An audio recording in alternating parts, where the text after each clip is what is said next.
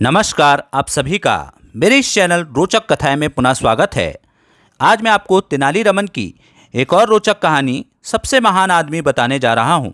तो देर नहीं करते शुरू करते हैं आज की कहानी। कृष्णदेव राय एक बहुत अच्छे राजा थे। वे प्रायः अपनी प्रजा के सुख दुख का हाल जानने के लिए नगर का दौरा किया करते। हालांकि उन्हें कभी कभी चापलूसी भी पसंद आती थी, पर वे उन राजाओं में से नहीं थे जो हमेशा ही चापलूसों से घिरे रहते हों। वे हमेशा सच जानने का आग्रह रखते थे। वे समय समय पर तेनाली से ऐसे प्रश्नों के सवाल चाहते थे जिनके उत्तर देना कठिन हो। अगर कोई चापलूस होता तो मीठी मीठी बातें करके काम निकाल लेता, परंतु तेनाली पूरी वफादारी के साथ महाराज के प्रश्नों का सटीक उत्तर देते। एक दिन जब तेनाली के साथ नगर के दौरे पर निकले, उन्होंने तेनाली से पूछा, तेनाली रामन, सबसे महान आदमी कौन है? बेशक महाराज, आप ही हैं, तेनाली बोले। आप महान कन्नड़ राज्य के शासक हैं और दक्खन के महानतम राजा माने जाते हैं, तेनाली रामन ने आगे कहा। और मुझसे भी महान क्या है तेनाली रामन? महाराज ने पूछा।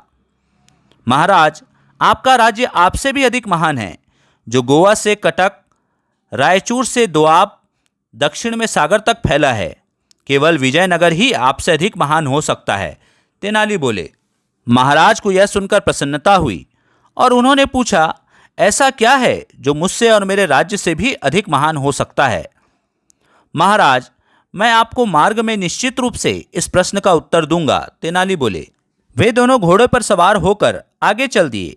जल्दी ही वे एक किसान के पास से निकले जो कुआं खोद रहा था। उसने महाराज और तेनाली को नहीं देखा, इसलिए पूरी लगन के साथ अपने काम में व्यस्त रहा। महाराज, यह किसान आपसे और आपके राज्य से भी महान है, तेनाली ने किसान की ओर संकेत किया। तेनाली रामन, तुमने ऐसा क्यों कहा?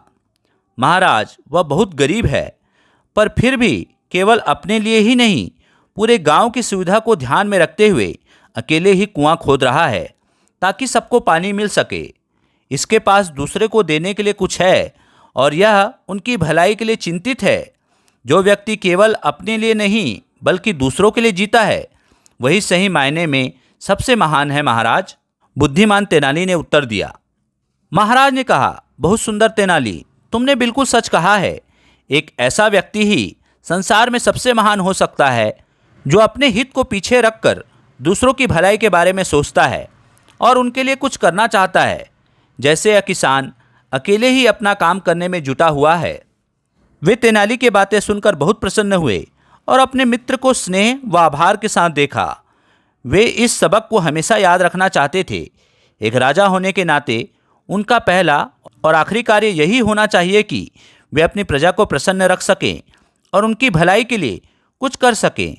उनका अपना गर्व या संपत्ति कोई मायने नहीं रखते। जब वे आगे बढ़े तो महाराज मन ही मन योजना बनाने लगे कि लोगों की मदद के लिए वे क्या क्या प्रयत्न कर सकते हैं। तो दोस्तों, यह थी तेनाली राम की एक रोचक कहानी। आशा करता हूँ आपको कहानी पसंद आई होगी तो मेरे वीडियो को लाइक कीजिए, चैनल को सब्सक्राइब कीजिए और इसे ज़्यादा से ज़्यादा शेयर कीजिए। धन्यवाद।